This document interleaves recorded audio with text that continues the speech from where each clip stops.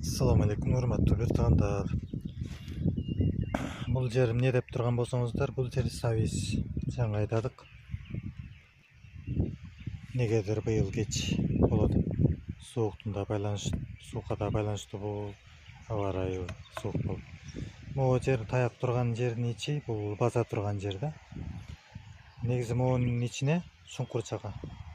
Талпа кайрак кылып, бир 50 сантиметр, кээ бир жери 60 сантиметр болжол менен ушунун ичине айдадык. Мурда мындай эле кылып жөөк кылып эле эме кылып койчубуз да, кичинекей жөөктөн тартып туруп анан сепчүбүз да.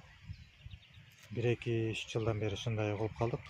Могу таяктарды, могу рейкаларды быйыл койдук да. Ушундай кылса, мындай жак көрүп да берет экен, эптүү да болот экен суу куйгангачы.